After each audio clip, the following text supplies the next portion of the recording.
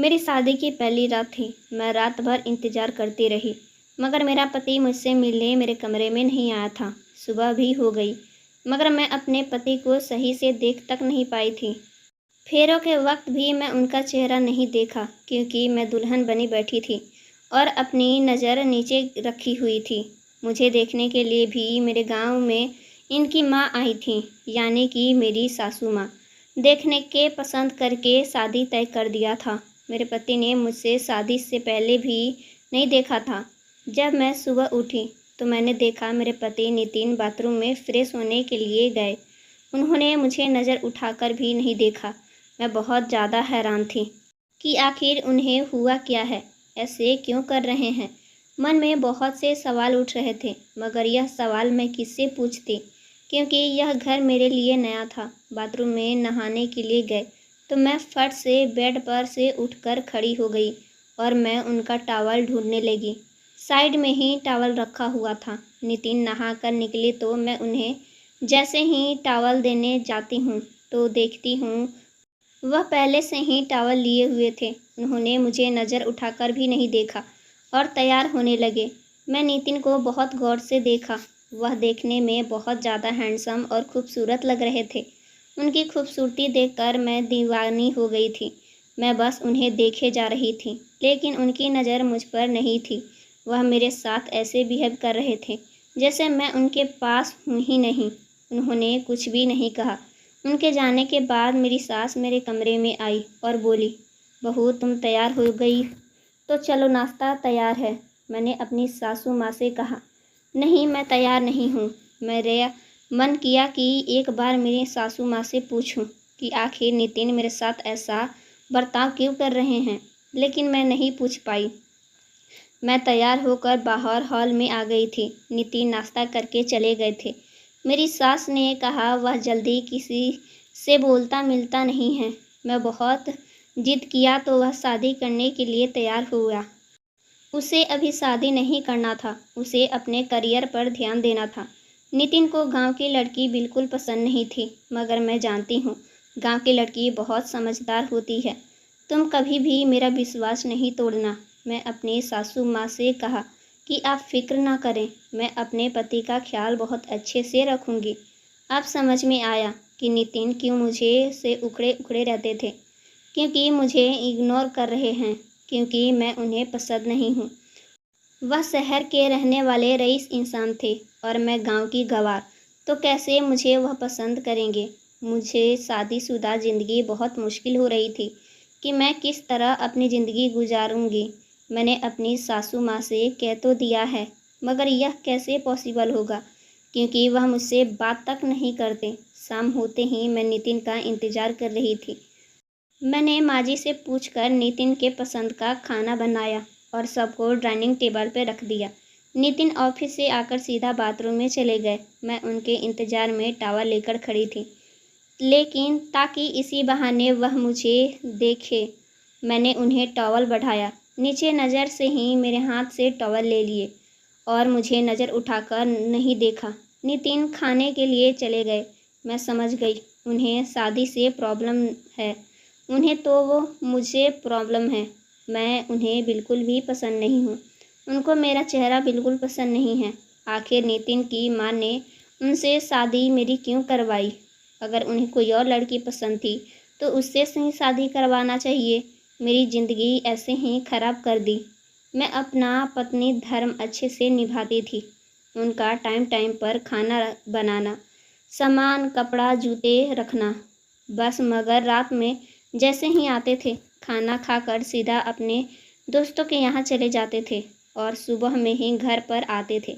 मैं अपनी सासू माँ को बताना चाहती थी, मगर बात नहीं बता पाती थी, कहीं नितिन गुस्सा ना करे। इसी वजह से मैं अपनी सास से उनके बारे में नहीं बोलती थी। अभी शादी को कुछ ही दिन हुए थे, मगर ऐसा लग रहा था वर्षों इसी घर में रहते आई हूँ। एक दिन जब मैं सुबह सोकर उठी तो देखती हूँ घर में सफाई हो रही थी। सारे नौकर जागकर अपने अपने काम में लगे हुए थे। आज जबकि संडे भी नहीं था, फिर क्यों इतनी सफाई हो रही थी, मुझे कुछ समझ में नहीं आया था। तभी मेरी सास अपने कमरे से निकलकर मेरे पास आई और बोली, बहू मैं तुम्हारे पास ही आ रही थी। यह तुम्हारे कपड़े और गहने हैं। आज तुम्हारी मुँह दिखाई है। मैं तो भूल ही चुकी थी कि मेरी नई नई शादी हुई है और मेरी मुँह दिखाई भी बाकी थी। मेरी सास हर हाल में इस रिश्ते को बरकरार रखना चाहती थी और मैं भी यह नहीं कि रिश्ते को तोड़ना चाहती थी, मगर जब सामने वाला रिश्ता निभाने के लिए तैयार ही ना हो तो मैं कैसे अकेले इस रिश्ते को निभाऊंगी। शादी दो लोगों के बीच में होती है, जैसे मेरी सास ने कहा था मैं वैसा ही किया करती थी। मैं तैयार होकर हॉल में आकर बैठ गई थी। मेहमान भी आ चुके थे, मगर नितिन का कोई पता नहीं था। मेरी मुंह दिखाई की रस्म अकेले ही मुझसे करवाई जा रही थी। सारे लोग आकर मुझे देखकर चले गए। तब जाकर नितिन आया और आकर सीधा बाथरूम में चला गया। मैं कमरे में आकर सो गई। जब हर दिन यूं नितिन का अपने दोस्तों के यहाँ जाना हो रहा था, अब मुझे कुछ ठीक नहीं लग रहा था। मेरे मन में बहुत से सवाल उठ रहे थे। अगली सुबह मैं जब सोकर उठी तो नितिन तैयार होकर माँ के पास गया और कह रहा था कि आज मेरे दोस्तों की पार्टी है। घर में मैंने अपने दोस्तों को बुलाया है। आज घर के अच्छे से सफाई करवा दे। आगे का मैं इंतज़ाम कर चुका हूँ। और हाँ, मेरी गंवार पत्नी को पार्टी से दूर ही रखना। मैं नहीं चाहता कि मेरे दोस्तों के सामने मेरी पत्नी आए और मेरा मजाक बने। मैं अभी ऑफिस जा रहा हूँ। मैं शाम को 4 बजे लौटूंगा। मैं उनकी बात सुन चुकी थी और मैं तैयारी कर ली अपने मायके जाने की, मगर मेरी सास ने नितिन की बात का बुरा मत मानना कहा। तुम अपना सामान रखो और मेरे साथ चलो। मेरी सास मुझे ब्यूटी पार्लर ले गई। फिर मेरी सास ने ब्यूटी पार्लर वाली को कुछ कहा और ब्यूटी पार्लर वाली वैसे ही मुझसे तैयार करती गई। जब मैं खुद को आईने में देखी तो मैं खुद को पहचान नहीं पा रही थी। मुझे पूरे चेंज कर दिया गया था। फिर मेरी सास ने मुझे कहा कि तुम अब बिल्कुल मेरी बहू लग रही हो। मुझे तो तुम पहले से ही पसंद थी, मगर मेरे बेटे को तुम पसंद नहीं थी, इसलिए मैं तुम्हें यहाँ लाई हूँ। फिर मेरी सास ने कहा चलो घर चलते हैं, क्योंकि उनके आने का टाइम भी हो चुका है। मेरी सास ने मुझे कहा कि तुम अभी कमरे से बाहर मत निकलना जब तक मैं ना कहूँ। मुझे नितिन को सरप्राइज़ देना है। मैं अपने कमरे में थी, बाहर पार्टी चालू थी। फिर मेरी सास मुझे बुलाने आई और मुझे पार्टी में ले गई। पार्टी में उनके बहुत सारे दोस्त आए हुए थे। मेरी सास मेरा सबसे परिचय करवाया और नितिन के दोस्तों से कहा यह नितिन की पत्नी है। मगर नितिन के एक दोस्त की नज़र अच्छी नहीं लग रही थी। पता नहीं क्यों वह मुझे अजीब नज़र से देख रहा था। पार्टी में मैं जहाँ भी जा रही थी वह मेरा पीछा ही कर रहा था। आज नितिन की नज़र मुझ पर थी। वह मुझे बार बार देख रहे थे। फिर नितिन के दोस्त ने मुझे कोल्ड ड्रिंक पीने के लिए दिया। मैंने मना कर दिया, मगर नितिन मुझे दूर से देख रहे थे।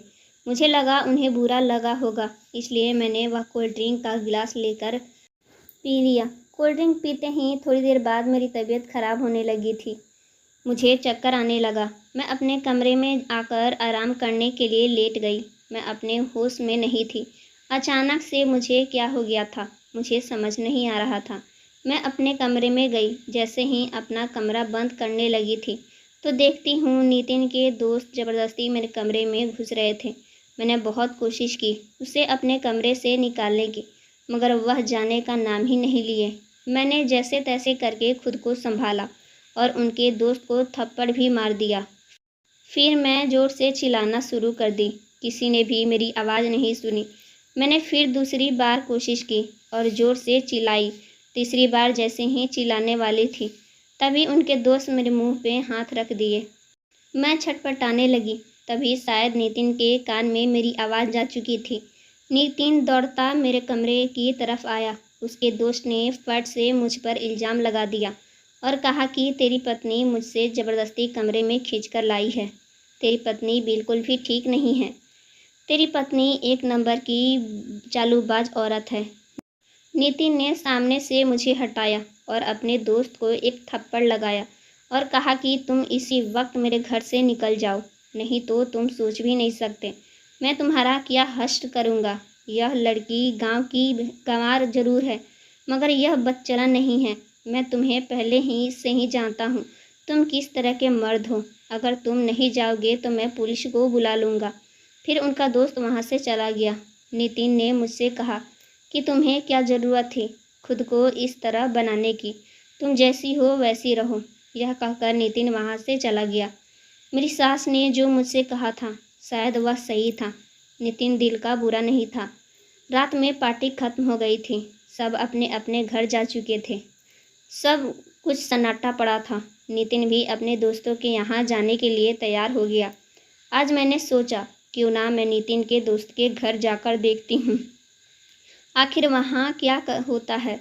यही सोचकर मैं भी नितिन का पीछा करने निकल गई।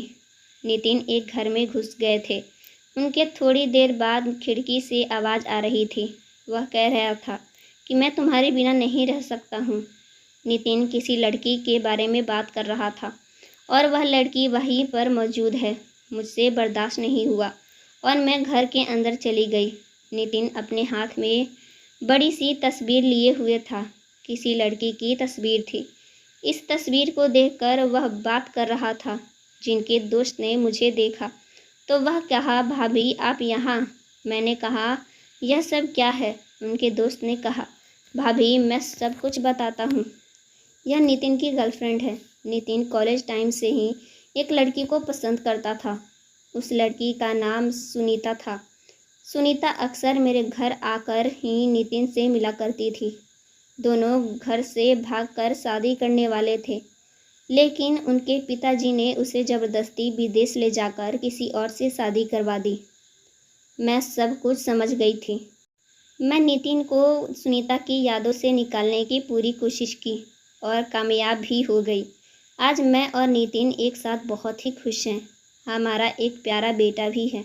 उम्मीद करती हूँ दोस्तों आपको हमारी कहानी पसंद आई होगी। कहानी पसंद आई है तो वीडियो को लाइक करें, चैनल पर नया है तो सब्सक्राइब कर ले और हाँ नोटिफिकेशन बेल को जरूर दबाएं ताकि अगली अपडेट सबसे पहले आप तक पहुँचे। Thanks for watching my video.